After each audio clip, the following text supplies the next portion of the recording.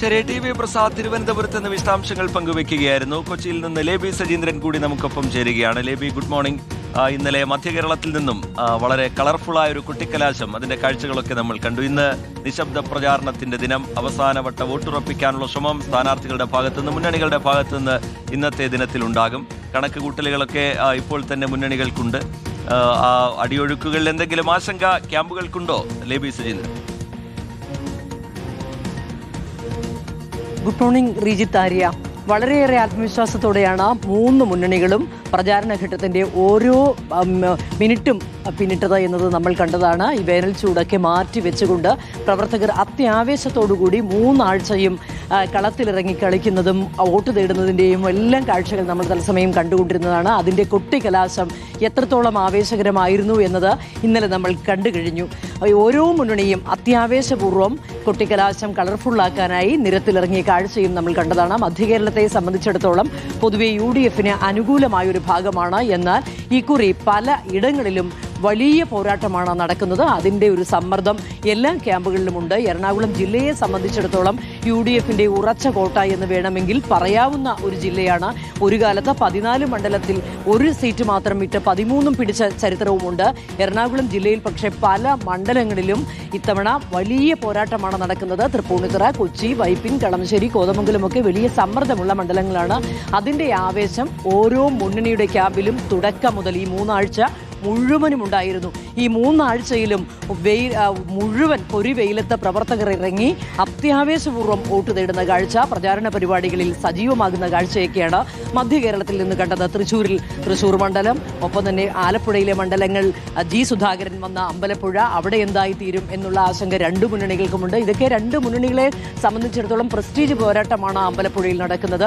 കായംകുളം മണ്ഡലം വളരെ സമ്മർദ്ദമുള്ള മണ്ഡലമാണ്. ഒപ്പം തന്നെ ഇടുക്കി മണ്ഡലം, പീരുമേട് മണ്ഡലം, ഇവിടെയൊക്കെ വലിയ തിരിച്ചുപിടിക്കാൻ ആകും എന്നുള്ള പ്രതീക്ഷ UDF വെച്ച് പുലർത്തുന്നുണ്ട്. അവിടെയൊക്കെ വലിയ പോരാട്ടം നടന്ന മണ്ഡലങ്ങളാണ്.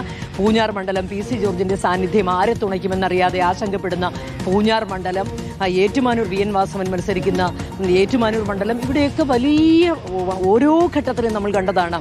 മണ്ഡലം തിരിച്ചു പിടിക്കുമെന്നുള്ള ആവേശം കൈവിട്ടുപോയ മുന്നണി കാണിക്കുന്നു. വിട്ടുകൊടുക്കില്ല എന്നുള്ള ആവേശം മണ്ഡലം കയ്യിൽ വച്ചിരിക്കുന്ന മുന്നണി കാണിക്കുന്നു. NDA ആകട്ടെ എല്ലായിടത്തും ചിലയിടങ്ങളിൽ ത്രികോണ മത്സരമുണ്ട്. എറണാകുളം ജില്ലയിൽ കുന്നത്തുനാട് ത്രികോണ മത്സരം നടക്കുന്നു. ഇത്തരത്തിൽ പല സ്ഥലങ്ങളിലും ത്രികോണ മത്സരം നടക്കുന്ന സ്ഥലങ്ങളിലും 2 മുന്നണികളും LDFും UDFും മുഖാമുഖം ഏറ്റുമുട്ടുന്ന സ്ഥലങ്ങളിലുമെല്ലാം വീർട്ട് പോരാട്ടമാണ് ഓരോ ഘട്ടത്തിലും പ്രചാരണത്തിൽ നടന്ന. ഇന്നാകട്ടെ നമ്മൾ പല സ്ഥാനാർത്ഥികളെയും രാവിലെ തന്നെ ബന്ധപ്പെട്ടിരുന്നു. ആര്യ, റീജിത്ത്, രാവിലെ തന്നെ പുലർച്ചെ 5 മണിക്ക് തന്നെ ഒട്ടുമിക്ക സ്ഥാനാർത്ഥികളും വീട്ടിൽ നിന്ന് ഇറങ്ങിക്കഴിഞ്ഞു. ഏതെങ്കിലും രീതിയിൽ വോട്ട് ചോർന്നു പോകാൻ സാധ്യതയുണ്ടെങ്കിൽ അതൊക്കെ പെട്ടിയിലാക്കുക എന്നുള്ള ഉത്സാഹത്തോടുകൂടി സ്ഥാനാർത്ഥികളും നേതാക്കളും പ്രവർത്തകരുമെല്ലാം ഇന്ന് നിശബ്ദ പ്രചാരണത്തിൽ ആവുന്നത്ര ഓടി ആ വോട്ട് പിടിക്കാനുള്ള ശ്രമം നടത്തിക്കൊണ്ടിരിക്കുകയാണ്. തീർച്ചയായും ലേബി സജീന്ദ്രനാണ് മധ്യകേരളത്തിലെ വിശേഷങ്ങൾ പങ്കുവച്ചത്. നമുക്കൊപ്പം AK അഭിലാഷ് കൂടി ചേരുകയാണ്. വടക്കൻ കേരളത്തിലെ കാഴ്ചകളും വിശേഷങ്ങളുമായി അഭിലാഷ്, ഗുഡ് മോർണിംഗ്. നമുക്കറിയാം, മുഖ്യമന്ത്രി അടക്കമുള്ള പ്രമുഖർ മാറ്റുരയ്ക്കാൻ ഇറങ്ങുന്ന വടക്കൻ കേരളം, അവിടെ നമ്മൾ പല വലിയ വിമത നീക്കങ്ങൾ കണ്ടു. വലിയ രാഷ്ട്രീയ ചർച്ചയായ ഒരുപാട് വാർത്തകൾ ഈ തെരഞ്ഞെടുപ്പ് കാലത്ത് വന്നതാണ് വടക്കൻ കേരളത്തിൽ നിന്ന്. അത്തരത്തിൽ ആവേശോജ്വലമായ ഒരു തെരഞ്ഞെടുപ്പ് കാഴ്ച നടന്നയിടത്ത് വലിയ ആവേശം നിറഞ്ഞൊരു കൊട്ടിക്കലാശം കഴിഞ്ഞപ്പോൾ നിശബ്ദ പ്രചാരണത്തിലേക്ക് എത്തുന്നു. എങ്ങനെയാണ് മുന്നണികളുടെ ഒരു കണക്കുകൂട്ടൽ? അവരുടെ പ്രചാരണം ആവേശം കഴിഞ്ഞു. ഇനിയിപ്പോൾ ഉള്ള മുന്നൊരുക്കങ്ങൾ, തെരഞ്ഞെടുപ്പിനെ നേരിടാനുള്ള മുന്നൊരുക്കങ്ങൾ, അവസാനവട്ട ഒട്ടപ്പാച്ചിൽ, അതൊക്കെ എങ്ങനെയാണ്? Good morning Arya, Rejith. ഏതായാലും 25 ദിവസങ്ങളിൽ താഴെ മാത്രമാണ് പ്രചാരണത്തിന് മുന്നണികൾക്ക് ലഭിച്ചത്. പക്ഷേ ഒട്ടും ആവേശം ഒരു ഭാഗത്തും കുറഞ്ഞിരുന്നില്ല എന്നുള്ളതാണ് വസ്തുത. ഇന്നലത്തെ കൊട്ടിക്കലാശം വരെ ആവേശം നിലനിന്നിരുന്നു. ഇന്നിപ്പോൾ നിശബ്ദ പ്രചരണത്തിലേക്ക് കടക്കുമ്പോഴും അതേ ആവേശം സ്ഥാനാർത്ഥികളിലും അതോടൊപ്പം തന്നെ പ്രവർത്തകരിലും നമുക്ക് കാണാനും കഴിയും. ഏതായാലും നേരത്തെ സൂചിപ്പിച്ചതുപോലെ തന്നെ ഏറ്റവും വലിയ വാർത്തകൾ വന്നത് ഈ മലബാർ മേഖലയിലാണ്. അതിലേറ്റവും പ്രധാനപ്പെട്ടത് ഡീൽ വിവാദം, അതോടൊപ്പം തന്നെ വെൽഫെയർ പാർട്ടി, ജമാഅത്തെ ഇസ്ലാമി, SDP അടക്കമുള്ള വിഷയങ്ങൾ. ഇതൊക്കെ ഏറ്റവും കൂടുതൽ വന്നിരുന്നത് മലബാർ മേഖലയിലാണ് എന്ന് എടുത്തു പറയേണ്ടി വരും.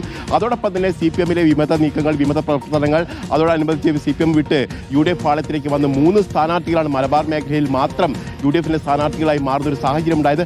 അതുകൊണ്ട് തന്നെ ഏറ്റവും തീക്ഷ്ണമായ പോരാട്ടമാണ് മലബാറിന്റെ മണ്ണിൽ നടക്കുന്നതെന്ന് എടുത്തു പറയേണ്ടി വരും. പ്രധാനമായും ന്യൂനപക്ഷ വോട്ടുകൾ എങ്ങോട്ട് പോകുമെന്നതാണ് പ്രധാനപ്പെട്ട കാര്യം. കഴിഞ്ഞ തദ്ദേശ തെരഞ്ഞെടുപ്പിലടക്കം നമ്മൾ കണ്ടതാണ്. അത് ആ വോട്ടുകൾ UDF-ന് അനുകൂലമായി വീഴുന്ന നമ്മൾ കണ്ടതാണ്. അതിന് സമാനമായ നിലയിലായിരിക്കുമോ ഇത്തവണയും ഉണ്ടാകുമോ എന്നതാണ് ഏറ്റവും പ്രധാനപ്പെട്ട ചോദ്യമായി ഉയർന്നു വരുന്നത്. ഏതായാലും വലിയ തരത്തിൽ രാഷ്ട്രീയം ചർച്ച ചെയ്തു, ഭരണവുമായി ബന്ധപ്പെട്ട വിഷയങ്ങൾ ചർച്ച ചെയ്തു. ഇതൊക്കെ ചർച്ച ചെയ്തതിന് ശേഷമാണ് ഇപ്പോൾ തെരഞ്ഞെടുപ്പിലേക്ക് കടക്കുന്നത് എന്നുള്ളതാണ് ഏറ്റവും പ്രധാനപ്പെട്ട കാര്യം. ഇന്ന് രാവിലെ 8 മണിയോടുകൂടി തന്നെ തെരഞ്ഞെടുപ്പ് സാമഗ്രികളുടെ വിതരണം നടക്കും. കോഴിക്കോട്ട് അടക്കമുള്ള സ്ഥലങ്ങളിൽ 13 സ്ഥലങ്ങളിലാണ് ഇത്തരത്തിൽ തെരഞ്ഞെടുപ്പ് സാമഗ്രികളുടെ വിതരണം നടക്കാനുള്ളത്. ശരി, AK അഭിലാഷ് കോഴിക്കോട്ട് നിന്ന് വടക്കൻ കേരളത്തിലെ വിശദാംശങ്ങൾ പങ്കുവയ്ക്കുകയായിരുന്നു.